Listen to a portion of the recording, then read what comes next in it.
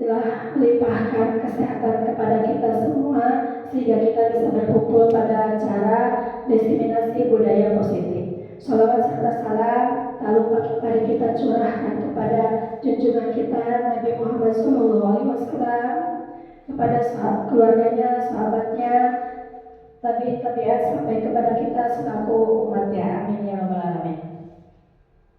Bapak Ibu guru yang terhormat, saya di sini sebagai CGP Angkatan 11 Kabupaten Majalengka akan menyampaikan diseminasi budaya positif.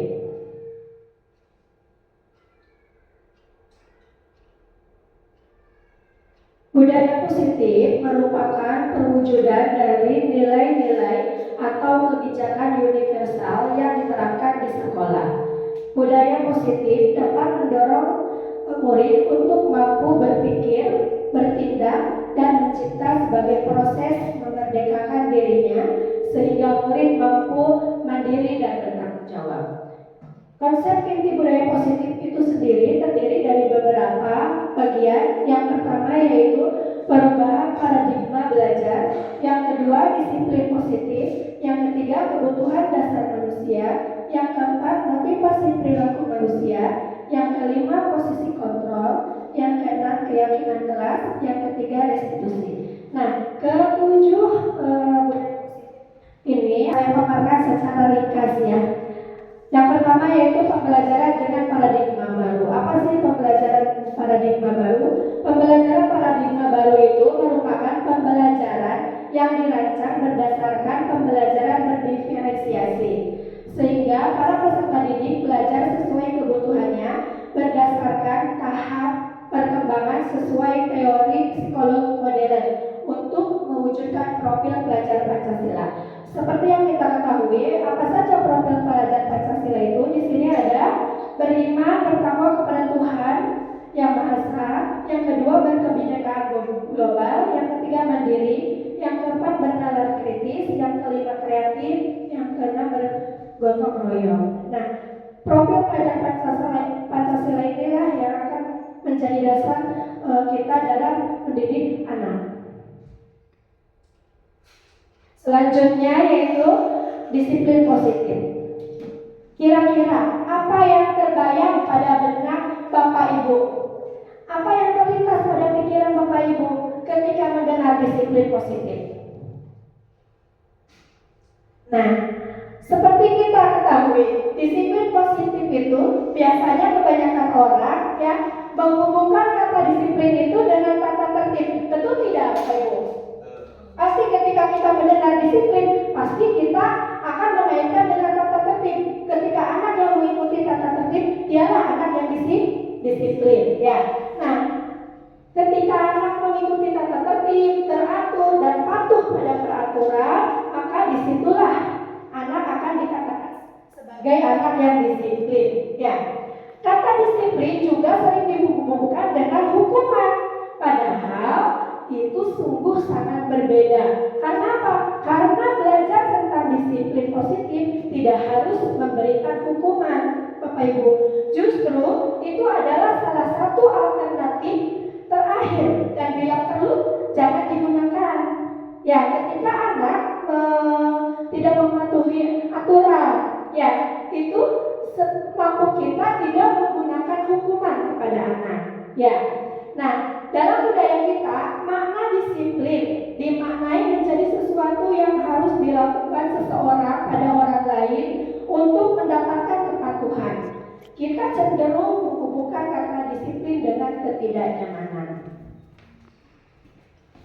Nah, sementara menurut Bapak Ki Hajar Dewantara menyatakan bahwa untuk mencapai kemerdekaan atau dalam konteks pendidikan kita saat ini, untuk menciptakan murid yang merdeka, syarat utamanya adalah ada disiplin yang kuat. Disiplin yang dimaksud adalah disiplin diri, disiplin internal, disiplin diri yang memiliki motivasi internal. Internal itu berarti dari dalam diri siswa itu sendiri. Jika kita tidak memiliki motivasi internal, maka kita memerlukan pihak lain untuk mendisiplinkan kita atau motivasi eksternal. Karena berasal dari luar, bukan dari dalam diri kita sendiri. Jadi, ketika si anak melakukan suatu kedisiplinan, itu sebaiknya ditanamkan dulu ke dalam diri anak itu. Ya, jadi itu akan termotivasi dari dalam diri siswa tersebut. Berbeda ketika si anak dipaksa melakukan, itu berarti kan dari eksternal, terpaksa melakukan karena takut dihukum atau karena takut tidak dipuji. Nah, itu berarti dari eksternal. Kalau bisa ketika kita mendisiplinkan anak, itu dari dalam diri siswa itu sendiri.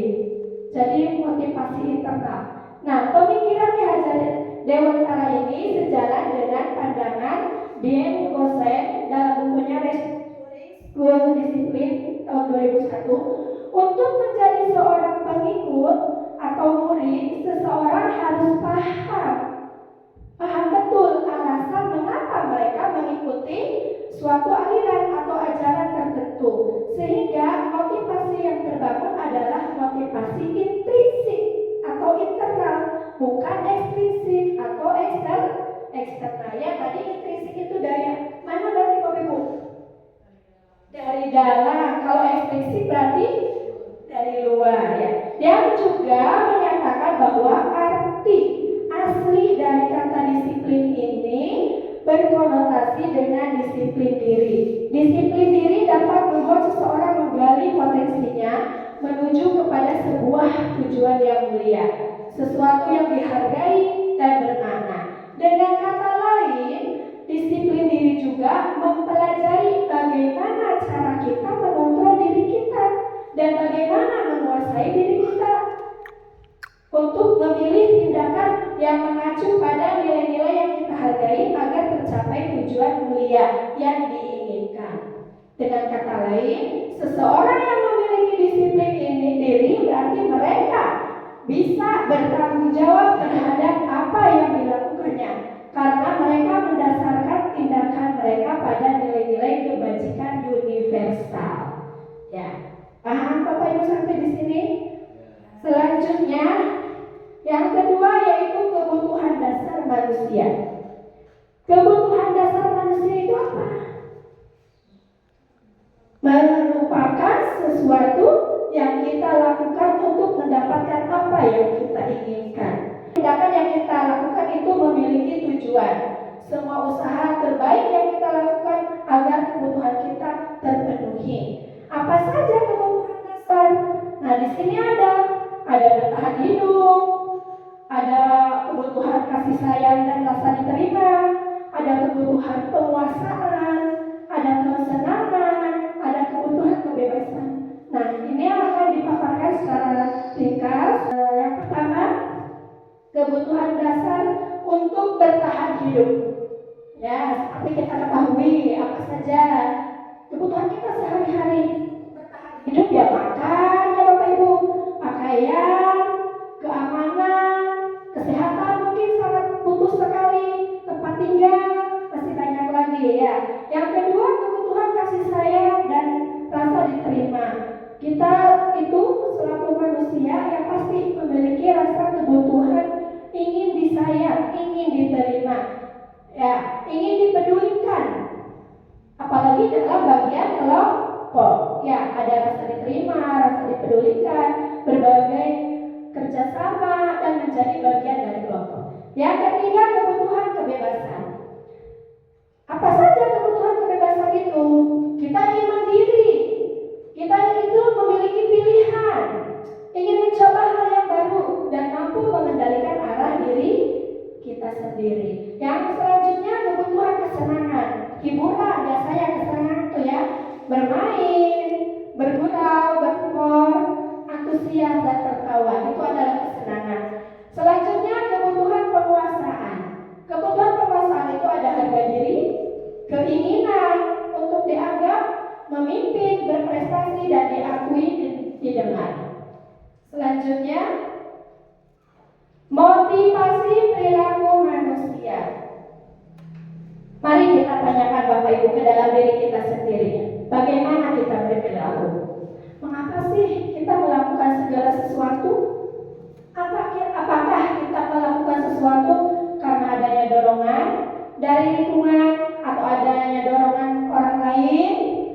Terkadang kita melakukan sesuatu itu karena kita ingin menghindari rasa sakit ya Bapak Ibu, atau ketidaknyamanan.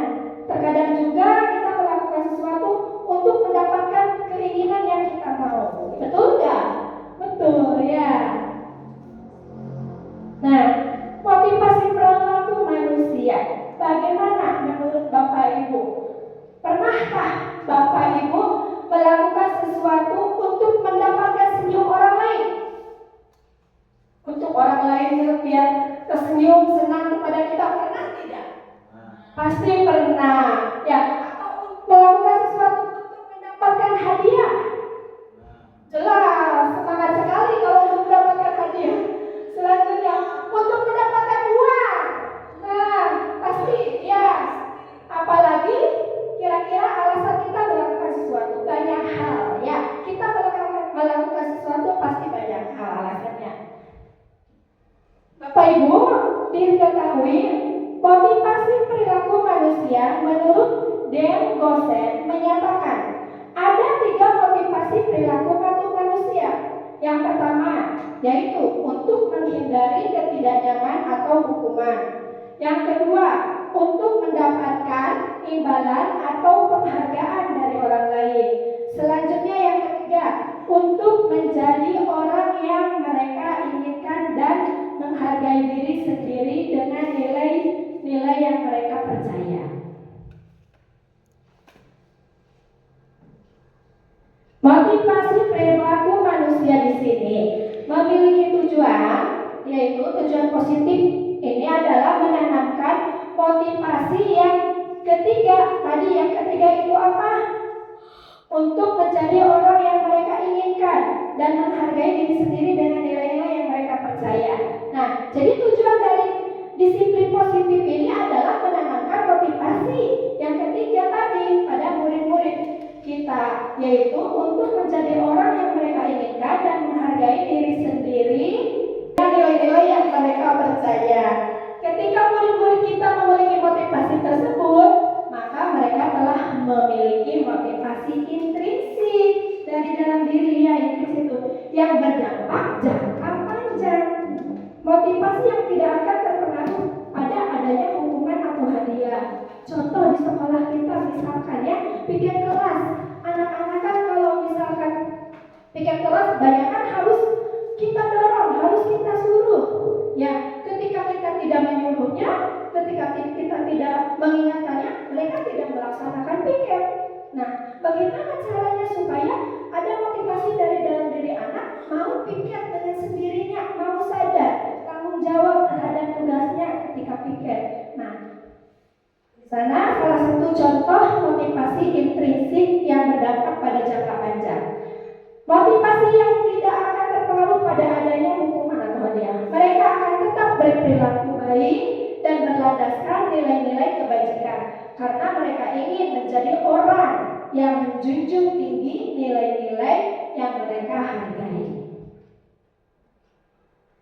Selanjutnya di sini ada 5 posisi kontrol. Ada 5 posisi kontrol yang diterapkan oleh seorang guru, orang tua, ataupun atasan dalam melakukan kontrol terhadap murid. Yang pertama, ada posisi kontrol penghukum, posisi kita sebagai penghukum. Yang kedua, ada posisi kontrol pembuat rasa bersalah. Yang ketiga, ada posisi kontrol kita sebagai teman. Selanjutnya ada posisi kontrol kita sebagai pemantau. Ada posisi kontrol kita sebagai manajer. Bapak Ibu, sebelum saya lanjutkan, gimana kalau ice breathing dulu supaya badan segar, ice breathing dulu. Betul ya? Mau yang fisik gerak apa mau yang berpikir ice breathingnya? Bergerak saja. Coba Bapak Ibu berdiri semua.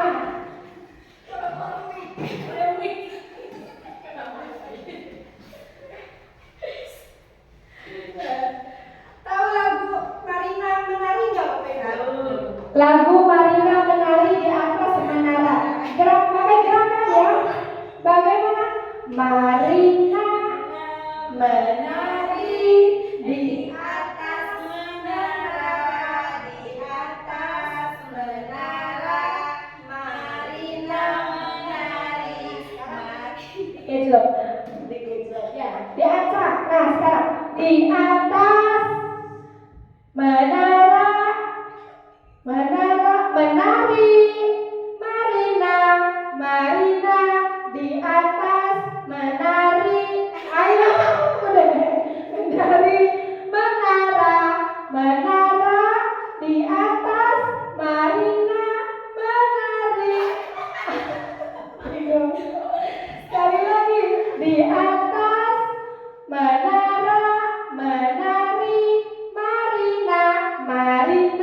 menari di atas menara. Oke, tepuk tangan buat kita semua. Silakan duduk kembali Bapak Ibu. Nah, kembali ke materi 5 posisi kontrol. Di sini ada penghukum, pembuat rasa bersalah, teman, pemantau, manajer. Sebagai penghukum, posisi kontrol yang pertama adalah sebagai penghukum. Seorang penghukum biasanya itu menggunakan hukuman fisik maupun verbal. Ya, secara perkataan kita, ya, verbal. Guru yang menerapkan posisi penghukum biasanya akan berkata, patuhi aturan saya, patuhi aturan sekolah, patuhi aturan tata tertib sekolah, biasa seperti itu ya. Atau awas ya, kamu kalau tidak menulis pulangnya terakhir, biasanya seperti itu ya. Nah, kamu selalu aja salah. Nah, kamu kok selalu saja malas menulis, biasanya kita seperti itu ya. Sehari-hari selalu pasti selalu yang terakhir selesai. Ya, sering ini benar-benar jadi bahan introspeksi diri kita. Ya, sebagai seorang guru sebenarnya posisi kita sebagai penghukum ini kurang baik untuk kita gunakan. Ya, yang kedua posisi sebagai pembuat merasa bersalah. Nah, pada posisi ini biasanya guru akan bersuara lebih lembut. Pembuat rasa bersalah akan menggunakan keheningan yang membuat orang lain merasa tidak nyaman, merasa bersalah, atau merasa rendah diri. Kata-kata yang keluar pun dengan lembut, ya, atau kita menasihati, ya, di depan siswa ketika anak melakukan kesalahan, ribut, kita nasihati, ya, kita kasih contoh. Terus seperti yang tadi dilakukan Ibu Dede, itu berarti posisi Ibu Dede sudah membuat merasa bersalah pada anak sampai anak-anak menangis ya Bu Dede ya. Jadi kita mengingatkan kepada anak apa saja kesalahan yang telah kita lakukan, kerugiannya apa, dan anak-anak sampai merasa dirinya itu bersalah. Ya, biasanya kata-kata yang digunakan itu, yang pertama, ibu sangat kecewa sekali dengan kamu. Berapa kali Bapak harus memberitahu kamu ya?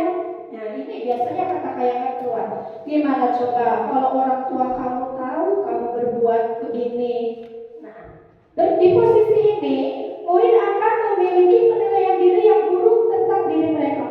Jadi introspeksi mereka setelah kita peringatkan dengan lemah lembut, mereka akan introspeksi, oh nyanya, kita itu salah. Jadi mereka memiliki penilaian yang buruk terhadap diri mereka. Murid merasa tidak berharga dan telah mengecewakan yang disayangnya. Selanjutnya ada posisi kita sebagai teman. Nah, posisi guru sebagai teman itu tidak akan menyakiti murid, namun akan tetap berupaya mengontrol murid melalui persuasi atau ajakan. Biasanya bahasa yang digunakannya, ayo bantulah demi Bapak ya. Jadi kita memposisikan kita sebagai teman mereka. Ya, ayo ingat tidak bantuan Bapak selama ini. Ya sudahlah, kali ini tidak apa-apa. Nanti Ibu bantu bereskan. Jadi kita memposisikan diri kita sebagai teman. Kita juga sering melakukan seperti ini ya. Jadi si anak tidak ada rasa segan kepada kita karena kita dianggap sebagai teman mereka. Nah, hal negatif dari posisi teman ini adalah murid hanya akan bertindak untuk guru tertentu saja biasanya, yang mereka senangi, yang mereka anggap akrab dengan guru tersebut. Dan untuk guru lain, mereka tidak mau ya melakukan perintah dari guru lain. Nah, murid akan tergantung hanya pada satu guru yang sudah kita anggap sebagai teman. Itu posisi sebagai teman. Selanjutnya sebagai pemantau. Posisi kita sebagai pemantau berarti mengawasi. Pemantau itu mengawasi. Pada saat kita mengawasi, kita bertanggung jawab atas perilaku orang-orang yang kita awasi. Posisi pemantau berdasarkan pada peraturan dan konsekuensi. Dengan menggunakan sanksi atau konsekuensi, kita dapat memisahkan hubungan pribadi kita dengan murid sebagai seorang yang menjalankan posisi pemantau. Selanjutnya yang terakhir adalah manajer. Nah, apa sih posisi manajer Ibu diketahui posisi manajer di sini adalah posisi di mana guru berbuat sesuatu bersama dengan murid, mempersilahkan murid mempertanggungjawabkan perilakunya, mendukung murid agar dapat menemukan solusi atas permasalahannya sendiri. Nah, seorang manajer telah memiliki keterampilan bisa sebagai teman, bisa sebagai pemantau, bisa juga sebagai hukum, ya bisa juga sebagai manajer, ya bisa jadi di waktu-waktu tertentu kembali kepada kedua posisi tersebut apabila diperlukan. Ya kalau tidak diperlukan berarti hanya posisi sebagai manajer saja. Ini posisi kita yang terakhir sebagai manajer. Di manajer, murid akan diajak untuk menganalisis kebutuhan dirinya maupun kebutuhan orang lain. Di sini penekanan bukan pada kemampuan membuat konsekuensi, namun dapat juga berkolaborasi dengan murid bagaimana memperbaiki kesalahan yang ada. Apa sih tugas guru sebagai manajer? Tugas seorang manajer itu bukan untuk mengatur perilaku seseorang, namun kita membimbing murid untuk dapat mengatur dirinya. Seorang manajer bukannya memisahkan murid dari kelompoknya, tapi mengembalikan murid tersebut ke kelompoknya dengan lebih kuat dan baik. Dan poin yang selanjutnya yaitu keyakinan kelas. Budaya positif selanjutnya yaitu keyakinan kelas. Keyakinan yaitu nilai-nilai kebajikan universal yang disepakati secara tersirat dan tersurat. Keyakinan seseorang akan lebih memotivasi seseorang dari dalam diri atau internal. Seseorang akan lebih tergerak dan bersemangat untuk menjalankan keyakinannya daripada hanya sekedar mengikuti serangkaian peraturan tertulis seperti tata tertib tanpa makna. Murid-murid pun demikian, mereka perlu mendengarkan dan memahami arti sesungguhnya tentang peraturan-peraturan yang diberikan. Apa saja nilai-nilai kebajikan dalam dibalik peraturan tersebut, apa tujuan utamanya, dan mereka akan menjadi tidak tertarik atau takut sehingga hanya sekedar mengikuti serangkaian peraturan-peraturan yang mengatur mereka tanpa memahami tujuan mulia dari aturan tersebut. Ya. Nah, keyakinan kelas. Di sini ada prosedur pembentukan keyakinan kelas. Yang pertama, ketika kita akan membuat keyakinan kelas, Bapak Ibu perlu diketahui keyakinan kelas itu sama dengan peraturan. Tapi bedanya kalau keyakinan kelas itu kita buat bersama siswa berdasarkan hasil kesepakatan dengan siswa. Kalau tata tertib kan itu dibuat oleh kita. Si anak dilarang apa gitu ya. Kalau keyakinan kelas kita buat bersama siswa. Nah, prosedur pembentukan keyakinan kelas untuk di kelas kita ya, yang pertama, mempersilahkan murid-murid di kelas untuk bercurah pendapat tentang peraturan yang perlu disepakati di kelas. Jadi kita serahkan kepada murid-murid kita mau apa saja yang akan dijadikan keyakinan kelas. Murid dipersilahkan mengutarakan pendapatnya. Yang kedua, mencatat semua masukan-masukan para murid di papan tulis atau di kertas besar atau di kertas ukuran poster. Yang ketiga, kita susun keyakinan kelas sebagai sesuai prosedur pembentukan keyakinan kelas di sekolah. Gantilah kalimat-kalimat dalam bentuk negatif menjadi positif. Misalkan, ya, dilarang ribut. Nah, itu kan dilarang ribut. Berarti dilarang ribut ketika belajar. Tapi kan kata dilarangnya kurang positif ya. Kita ganti positif menjadi kalimat negatif. Kira-kira apa? Tertib pada saat belajar. Bisa seperti itu. Ya, jadi menggunakan kalimat yang positif. Selanjutnya, mengajak murid untuk menemukan nilai kebajikan atau keyakinan yang dituju dari peraturan tersebut. Misalkan kan suka ada membuli teman ya, Nah, membuli teman itu nilai kebajikannya apa masuknya? Kepada saling menghargai. Nilai kebajikannya saling menghargai. Berkata sopan, santun, dan tidak berbohong. Berarti itu nilai kebajikannya apa? Sopan, ya, dan jujur. Itu nilai kebajikan. Jadi kita cari nilai kebajikannya. Dan selanjutnya, tinjau ulang keyakinan kelas secara bersama-sama. Sebaiknya keyakinan kelas itu jangan banyak-banyak, maksimal 7 poin saja, ya, atau 8 poin. 8 keyakinan kelas, 8 peraturan. Ketika ada keyakinan kelas yang sama, kita satukan, ya, padukan. Jadi tidak terlalu banyak. Kemudian setelah keyakinan sekolah atau kelas selesai dibuat, maka semua warga kelas dipersilakan menyetujuinya. Kita sepakati bersama-sama dengan siswa. Setuju tidak keyakinan kelas yang telah kita buat? Nah, kalau mereka setuju, berarti selanjutnya kita letakkan, catat dulu dalam buku besar kartonnya.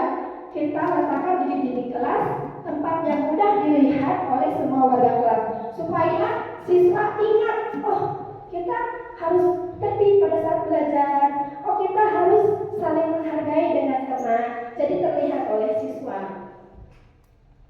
Nah, ini ada contoh keyakinan kelas. Saya telah membawa contoh cara membuat keyakinan kelas bersama siswa. Berikut videonya.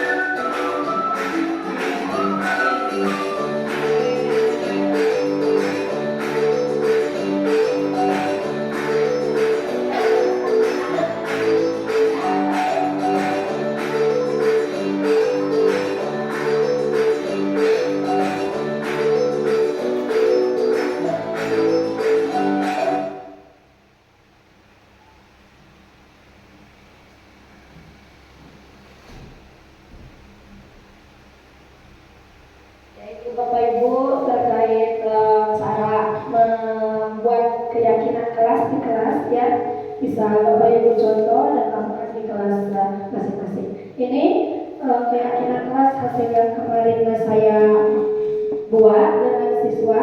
Nanti hasil ini akan ditempelkan di dinding supaya siswa ingat ya, supaya siswa ingat terus apa yang keyakinan kelas yang telah mereka buat. Kalau ini adalah keyakinan kelas yang di kelas 5, di kelas 6. Sebelumnya saya sudah membuat keyakinan kelas di kelas 6, namun tidak didokumentasikan, hanya mendokumentasikannya saja. Selanjutnya Bapak Ibu sudah paham ya terkait keyakinan kelas, bisa kita terapkan di kelas masing-masing. Selanjutnya yaitu restitusi, budaya positif restitusi. Apa sih restitusi? Restitusi adalah proses menciptakan kondisi bagi murid untuk memperbaiki kesalahan mereka, sehingga mereka bisa kembali pada kelompok mereka dengan karakter yang lebih kuat dan lebih baik. Restitusi juga adalah proses kolaboratif yang mengajarkan murid untuk mencari solusi untuk masalah yang dihadapinya dan membantu murid berpikir tentang orang seperti apa yang mereka inginkan dan bagaimana mereka harus memperlakukan orang lain. Bapak Ibu, restitusi itu dapat membantu murid menjadi lebih memiliki tujuan, menjadi lebih disiplin dan memulihkan dirinya setelah berbuat salah. Penekanannya bukanlah pada bagaimana perilaku untuk menyenangkan orang lain atau menghindari ketidaknyamanan, namun tujuannya adalah menjadi orang yang menghargai nilai-nilai kebajikan yang mereka percayai. Sebelumnya kita telah belajar tentang teori kontrol bahwa pada dasarnya kita itu memiliki motivasi intrinsik atau internal.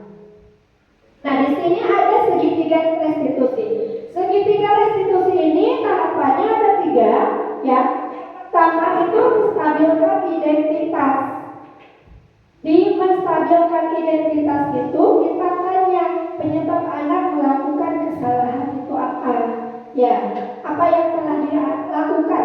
Apa yang telah dilakukan anak sehingga menimbulkan keributan atau menimbulkan masalah di dalam kelas? Ya, ketika pembelajaran misalkan ada siswa yang tidak mencatat, malah menggambar atau yang lainnya. Kita terapkan segitiga restitusi dalam menyelesaikannya. Yang kedua, validasi tindakan yang salah. Kita memvalidasi, kita membenarkan di sini bukan berarti kita membenarkan betul ya. Namun ini sebagai salah satu cara supaya kita tidak terlalu menyalahkan mereka. Ya, validasi tindakan yang salah. Yang selanjutnya menanyakan keyakinan. Nah, kaitkan tadi yang dilakukan siswa, kaitkan dengan keyakinan kelas yang telah dibuat. Nah, setelah menanyakan keyakinan kelas, baru kita selesaikan masalahnya bersama dengan siswa. Di sini saya memiliki contoh penerapan segitiga restitusi di kelas. Silakan Bapak Ibu diperhatikan. Salam dan bahagia Ibu dan Bapak Guru hebat. Pada video kali ini kita akan membahas tentang salah satu program disiplin positif yang diterapkan di lingkungan sekolah yang dikenal dengan nama restitusi.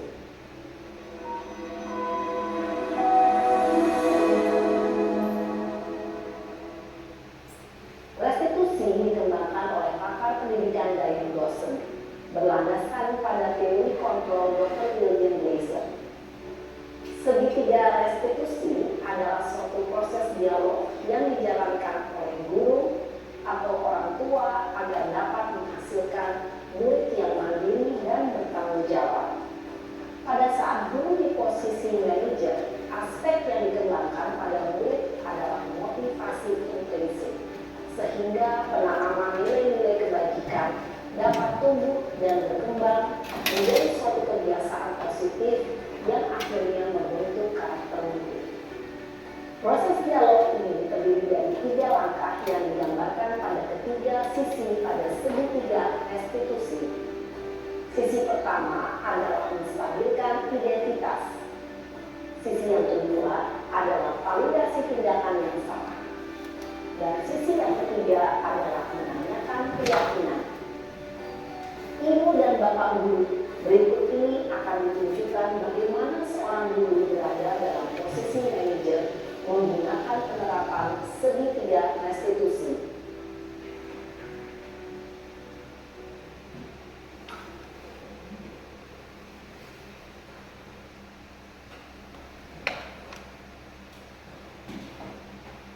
Siang Sarah. Siapa? Sudah lama nggak ketemu Sarah. Kenapa hari ini ada di sini? Kesel Pak, kesel banget. Masa aku dikatain tukang fitnah Pak? Ya aku marah lah. Aku dari ngatain Eka di depan kelas. Kesel banget. Oh begitu. Ya pasti kamu marah dan kesal. Bapak juga akan marah apabila ada yang menuduh Bapak seperti itu. Ini tahap menstabilkan identitasnya. Pada saat itu kamu Yang ini validasi Ya tindakan saya yang langsung salah. ngatain Eka Pak. Kesel banget. Saya bentak-bentak dia di depan teman-teman lain. Oh begitu. Pasti kamu melakukan seperti itu karena suatu alasan tertentu kan? Iyalah, masa saya diam saja Pak? Ya saya bela diri lah. Masa saya dituduh tukang fitnah? Ya wajar lah. Mempertahankan harga diri itu sesuatu yang penting. Untung kamu tidak bertindak lebih gagal lagi. Hanya membentak-bentak. Iya Pak. Untung saya masih bersabar dan hanya membentak saja. Udah gemes padahal. Saya pasti bela diri lah. Ya pasti ya. Tapi kamu memilih untuk tetap bertahan dan bersabar. Kamu memilih untuk tidak berbuat lebih parah lagi kan? Iya. Nah, sekarang coba kita lihat lagi tindakan kamu yang bentak-bentak Eka di kelas. Tindakan kamu itu kira-kira sesuai dengan keyakinan kelas atau prinsip kamu tidak? Ini pada tahap menanyakan keyakinan kelas. Jadi keyakinan atau prinsip mana yang kurang sesuai dengan keinginan kamu? Ya, saya sebenarnya sangat menghargai orang lain. Mungkin saat itu saya menjadi emosi, jadi tidak menyimpan sikap itu. Kamu meyakini tidak? Menghargai orang lain itu penting buat kamu. Yakinlah Pak. Iya, setuju. Kita harus saling menghargai. Namun, ada juga keyakinan yang kita sepakati yang perlu kita jalankan apabila kita sedang marah kan? Ya, saya bisa lebih proaktif, mulai dengan diri sendiri. Saya bisa jadi lebih bersabar, mengambil waktu jeda untuk berpikir mau apa selanjutnya. Kira-kira kamu bersedia memperbaiki masalah ini tidak? Bersedia Pak. Kalau kamu memperbaiki masalah ini, kamu akan menjadi orang seperti apa? Saya akan menjadi orang yang bertanggung jawab kali ya Pak. Dan senantiasa proaktif. Iya, menurut kamu bagaimana rasanya menjadi orang seperti itu? Ya nyaman lah, bangga bisa bersabar dan menahan diri. Baiklah kalau begitu. Yuk kita pikirkan bagaimana memperbaiki masalah ini. Ini mencari solusi. Nah, jadi di akhirnya itu ada solusi yang disepakati Ibu bersama. dan Bapak Guru hebat. Baru saja kita menyaksikan contoh bagaimana seorang guru berada dalam posisi manajer menggunakan penerapan segitiga restitusi. Mari kita bahas satu persatu. Pada sisi pertama, menstabilkan identitas berdasarkan pada prinsip bahwa membuat kesalahan adalah bagian dari proses pembelajaran. Sisi pertama dari segitiga ini berperan menggeser identitas murid dari identitas gagal ke identitas sukses. Murid yang sedang bertingkah laku yang tidak pantas atau menarik diri saat itu sedang mengalami identitas gagal. Bila kita mengkritiknya, maka posisinya tidak akan berubah. Kita bisa mengajukan pernyataan-pernyataan ini. 1. Membuat kesalahan sesuatu yang wajar. 2. Manusia tidak ada yang sempurna. 3. Kita bisa memperbaiki masalah ini. 4. Saya tidak menanyakan kesalahannya. Saya lebih fokus bagaimana memperbaiki masalah 5. Apakah saat ini kamu tengah menjadi orang yang baik untuk dirimu sendiri? Pada sisi kedua, validasi tindakan yang salah berlandaskan pada prinsip bahwa setiap perilaku berupaya memenuhi suatu kebutuhan tertentu. Guru yang telah memahami teori kontrol akan bergeser dari pemikiran stimulus respon menjadi proaktif dan mencoba untuk mengenali tujuan dari perilaku murid, mengenali dan mengakui kebutuhan murid ini dapat memperbaiki hubungan dengan murid tersebut. Pernyataan atau pertanyaan bisa disampaikan dengan nada suara tidak menghakimi atau memojokkan, sehingga dapat mengembalikan murid pada posisi positif. 1. Kamu bisa saja bertindak lebih gegabah lagi dari ini. 2. Kamu bukan melakukannya tanpa suatu alasan tertentu. 3. Kamu melakukannya karena mempertahankan sesuatu yang penting bagimu. 4. Mungkin kamu bisa mempelajari suatu perilaku baru yang lebih efektif. Bersediakah kamu mempelajarinya? Selanjutnya, kita akan simak sisi terakhir, yaitu menanyakan keyakinan. Teori kontrol menyatakan bahwa pada dasarnya kita termotivasi secara intrinsik. Pada saat perilaku yang salah telah divalidasi dan identitas sukses telah stabil, maka murid telah siap mengaitkan keyakinan-keyakinannya dengan tindakannya yang salah, dan pemikirannya telah bergeser ingin menjadi orang yang dituju. Pertanyaan-pertanyaan ini dapat mengaitkan keyakinan-keyakinan yang dianut murid. 1. Sebagai keluarga atau kelas, apa yang kita yakini? 2. Nilai-nilai apa yang telah kita sepakati? 3. Seperti apa gambaran sebuah kelas yang ideal bagi kami? 4. Kamu ingin menjadi orang seperti apa?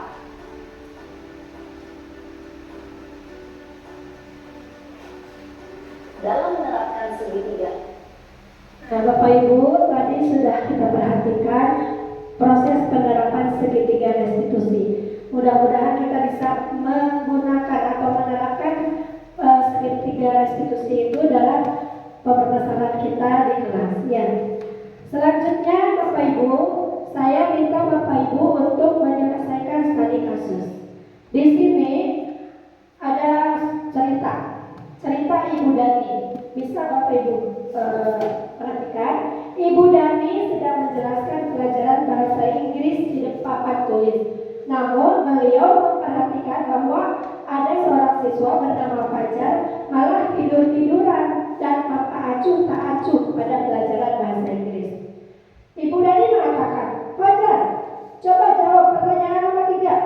Nah, maju ke depan dan kerjakan di papan tulis. Nah, namun Fajar pun tampak melas-melasan maju ke depan. Dan sesampainya di depan papan tulis pun, Fajar hanya diam terpaku sambil memegang buku bahasa Inggrisnya dan memainkan spidol di tangannya. Ibu Dani lagi, ayo Fajar. Makanya jangan tidur-tiduran. Lain kali perhatikan. Sudah senang, duduk. Kembali. Kira-kira siapa yang bisa? Nah, itu yang dikatakan Ibu Dani. Fajar pun kembali duduk di bangkunya. Hal seperti ini sudah terjadi seringkali pada Fajar. Sepertinya Fajar tidak pernah memperhatikan acuh tak acuh dan nilai-nilai pun tidak terlalu bagus untuk pelajaran bahasa Inggris. Pada saat ditegur oleh Ibu Dani, Fajar hanya menjawab, tidak tahu Bu. Ya, Ibu Dani pun menjawab, gimana kamu Fajar? Kamu gak kasihan sama Ibu ya? Ibu sudah capek-capek mengajarkan kamu. Tidak kasihankah kamu sama Ibu?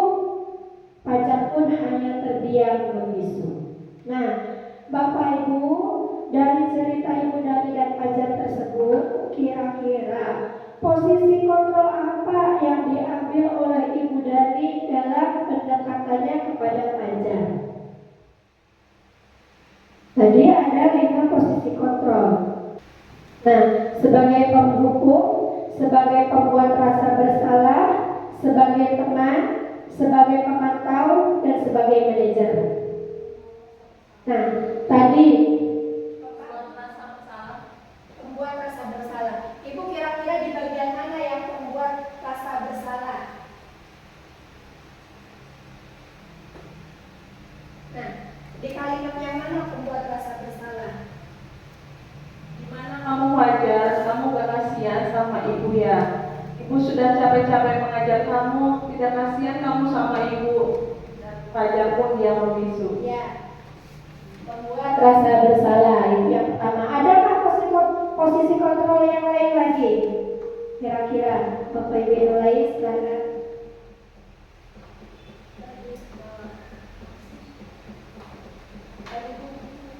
Ya, tadi itu ada penghukum, ada pembuat rasa bersalah, ada teman, pemantau, ada manajer. Pembuat rasa bersalah sudah tadi disampaikan oleh Ibu Mulena. Ada satu lagi kira-kira apa? Penghukum, silakan Ibu, ada apa? Penghukum dari kalimat kerjakan.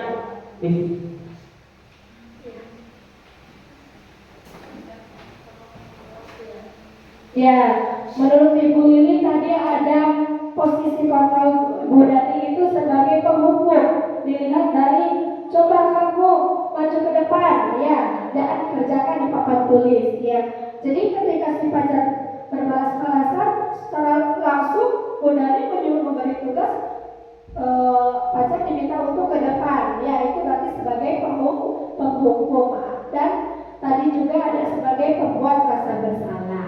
Ya, jadi ada dua posisi kontrol yang Ibu Dani lakukan. Nah, membaca sikap Fajar, kira-kira kebutuhan apa yang diperlukan oleh Fajar?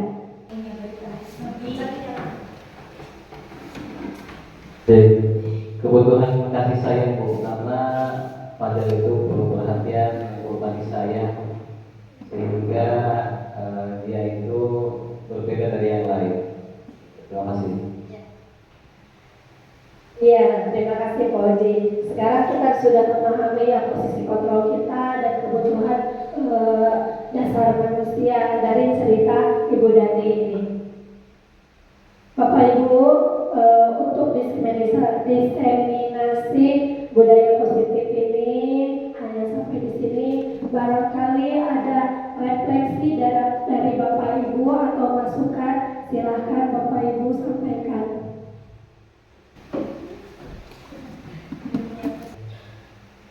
Terima kasih Ibu-Ibu semuanya.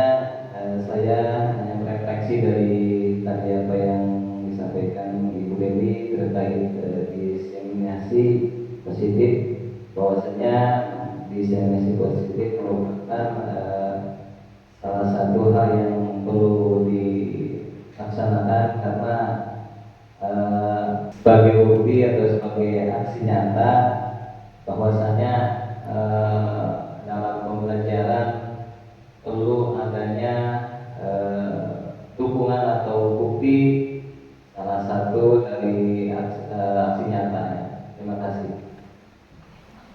Terima kasih pada Pak Oji yang telah menyampaikan refleksi dari kegiatan ini.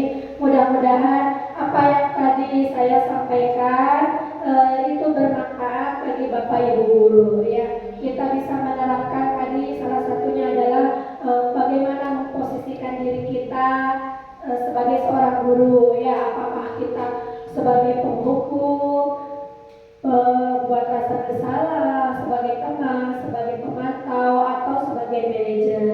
Apakah kita juga ya bisa menerapkan keyakinan kelas di dalam kelas kita masing-masing, dan apakah kita juga mampu menerapkan segitiga restitusi tadi, ya, yang telah kita lihat penjelasannya tadi dalam menerapkan segitiga restitusi, di mana ketika kita ada masalah nanti di dalam kelas yang berkaitan dengan siswa, kita sebaiknya menerapkan segitiga restitusi tersebut yang ada 3 tahapan, ya. Yang pertama tadi menstabilkan identitas, ada validasi tindakan yang salah, dan menanyakan keyakinan kelas. Semoga semua apa yang tadi saya sampaikan bisa bermanfaat bagi Bapak Ibu guru untuk kelas